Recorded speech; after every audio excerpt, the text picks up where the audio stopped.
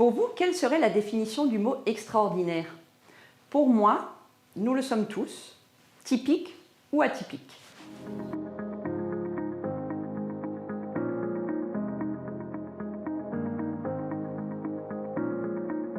Bonjour, je suis Virginie Bouslama, la fondatrice et la présidente de l'association Typique Atypique.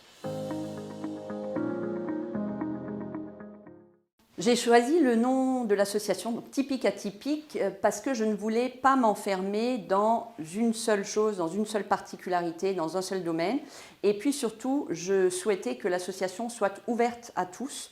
Et je trouvais que Typique Atypique, du coup, ça laissait un peu planer le doute et que c'était vraiment quelque chose d'adapté par rapport à ce qu'on souhaitait faire de l'association. L'association est composée de 7 membres fondateurs, puis d'autres membres dits membres actifs. Donc ces membres fondateurs, bien évidemment, sont des parents et des adultes concernés avec leurs enfants ou eux-mêmes. L'association est également composée de professionnels de santé. Nous avons le docteur Sébastien Weibel, psychiatre spécialisé dans le TDAH de l'adulte, qui fait partie des membres fondateurs, et Mathieu Chevassus, neuropsychologue, qui est vice-président et qui est lui-même concerné par le TDAH. Alors l'association s'adresse en fait à toutes les personnes concernées par cette fameuse neurodiversité dont on entend quand même de plus en plus souvent parler. Donc cette neurodiversité qui est la richesse de la diversité humaine, qui inclut donc tous les profils qu'on peut appeler atypiques, en passant du haut potentiel, le trouble du déficit de l'attention, le trouble du spectre autistique, les troubles 10. Donc l'association s'adresse à toutes ces personnes qui sont concernées par ces particularités, puisque, encore une fois, je suis partie finalement de mon postulat, de mon constat et de mon histoire. Et puis chez nous, on a un mélange, on a un package de plusieurs choses. Donc l'association, au départ, s'adressait plus aux familles, mais on s'est rendu compte que les adultes étaient aussi concernés et en demande.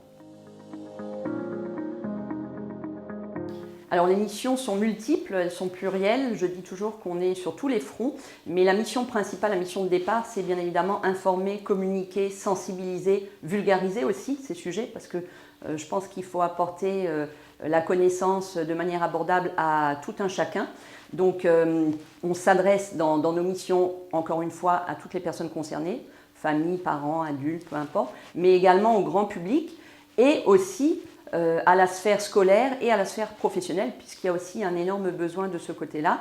Et donc dans les missions, on a également la création de supports, de plaquettes, d'outils, de ressources, de documents, d'événements, de colloques, pour justement vraiment porter la voix de cette neurodiversité au maximum sur le devant de la scène.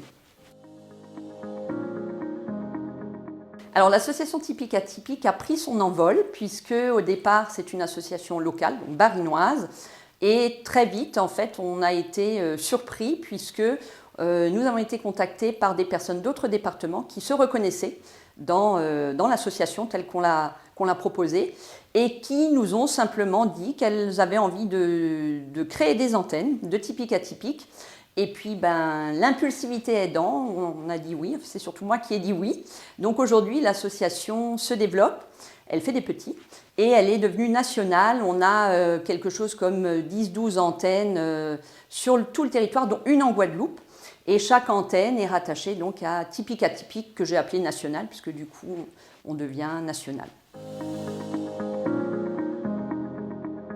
Mon rêve pour l'association serait qu'un jour nous puissions enfin avoir un lieu dédié, un lieu à nous, pour concrétiser un grand projet que j'ai, qui est la création d'un centre pluridisciplinaire qui regrouperait l'association des professionnels, qui s'adresserait bien évidemment aux personnes concernées, familles, parents, adultes, enfants, pour leur proposer des activités, que ce soit en individuel ou en collectif, des suivis bien évidemment des professionnels, leur proposer des moments de répit également, c'est très important et nécessaire. La principale difficulté qu'on a à l'heure actuelle, elle est d'ordre financier, on ne peut pas le cacher. Donc n'hésitez pas à nous suivre sur les réseaux, à visiter notre site, à aller voir ce que nous faisons sur tous les réseaux sociaux où nous publions et puis à nous soutenir de la manière que vous souhaiterez, à rejoindre les rangs de l'association. On a toujours besoin de bénévoles et de bonne volonté.